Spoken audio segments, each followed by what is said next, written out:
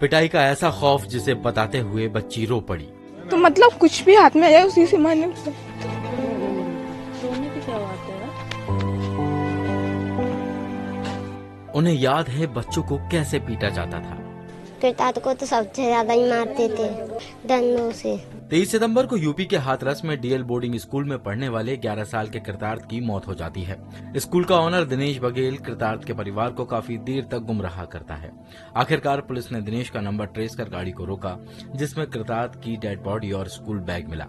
इस पूरे मामले को जादू टोने से जोड़कर देखा जा रहा है।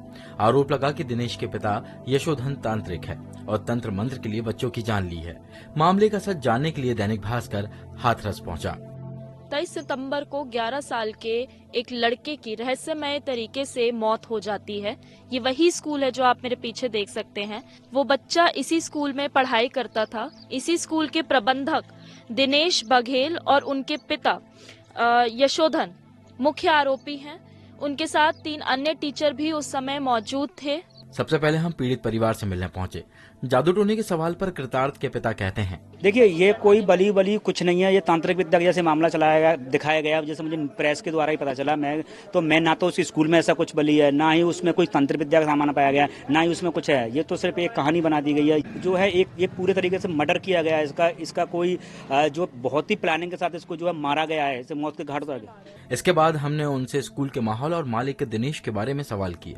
कभी कोई शरीर पे नहीं, कभी कुछ नहीं है। जब 4 साल से बच्चा रह रहा है, इवन वो तो मेरे लिए कभी जैसे बताते थे कोई प्रॉब्लम हो रही है तो मेरे बच्चे को फोन करवाते थे कि आपको एक ट्यूब की जरूरत है। आप कितना मिलते थे? दिनेश से मैं 15 नहीं रेगुलर तो नहीं, जैसे 15 दिन बाद स्कूल में जाके मिल लिया, कभी कोई परेशानी तो उसको कॉल कर लिया या कुछ करना।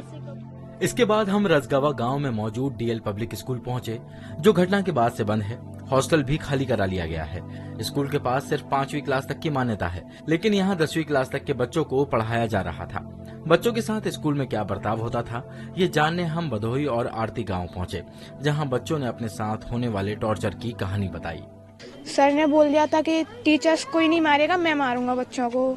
तो कुछ भी हाथ में आए उसी से मारने लग जाते थे। लड़कियों को भी तुम्हें मारा है कभी? मतलब वैसे ही पीटा था। पीटा था तुम्हें? किस चीज से? सबको। किस चीज? डंडे से। एक बच्चे ने हमें बताया कि लक्ष्मण सर बच्चों के बाल उखाड़ देते थे। कैसे मारते हैं? बाल उखाड़ लेते हैं। बाल उखाड़ देते हैं? किया है किसी बच्चे के साथ? लोकेश के साथ। हमारी मुलाकात 10 साल के अक्षय और उनके पिता गावस्कर से हुई, जिन्होंने बताया इसी साल 6 सितंबर को स्कूल हॉस्टल में उनके बेटे के साथ भी कृतार्थ जैसा बर्ताव हुआ था।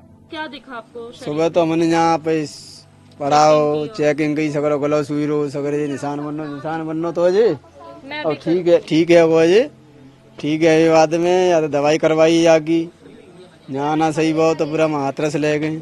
बाबू ने बताई वहाँ पे कि जी कौन ने गला दबाया आप बच्चे को। मैंने कुछ बच्चों ने बताया कि छोटी छोटी बातों पर उन्हें मारा जाता था। तब हम पे किताब को भी पढ़ जाती थी तो तब मारते थे। दिनेश भी मारता था? वो तो क्लासरूम में मारते थे बस। इसके बाद हम दिनेश के घर पहुँचे। यहाँ हमें दिनेश की बहन मिली। क्यों फोन आया था टीचर का, ऐसे बच्चा तबीयत खराब हो गई है इसलिए गई थी वो। जब बच्चा पहुंचे वहाँ पर तो तबीयत खराब थी उसकी, तो उसको ले गए थे आगरा जे के हॉस्पिटल में। गांव में दिनेश के पिता यशोधन को भगत जी के नाम से जाना जाता है। जादू टोने के आरोप पर दिनेश की मां का कहना है, पूजा तो तुम ने कहा करके आता हूँ, मऊ ने कहा पे घर है, ठाकुर जी नभाते हैं सब। भगवान की पूजा करते? ठाकुर जी नभाते हैं, मतलब भैया का सुना करते हैं। कृतार्थ की पोस्टमार्टम रिपोर्ट में सामने आया है कि उसकी मौत गला घोटने की वजह से हुई थी। उसकी गर्दन की हड्डी भी टूटी हुई थी। इस पूरे मामले में जो बात सामने निकल के आ रही है वो ये है कि दिनेश और उसके पिता यशोधन बच्चों को बेरहमी से मारा पीटा करते थे। हमने पुलिस से भी बात की। सीओ ने हमें बताया कि अभी इस पूरी जो तहकीकात है वो चल रही है। बलि के एंगल पे जब हमने उनसे बात की तो उन्होंने कहा कि बलि जैसा कुछ सामने फिलहाल निकल कर नहीं आया है, लेकिन अभी जांच जारी है। शिवांगी सक्सेना, दैनिक भास्कर, हाथरस।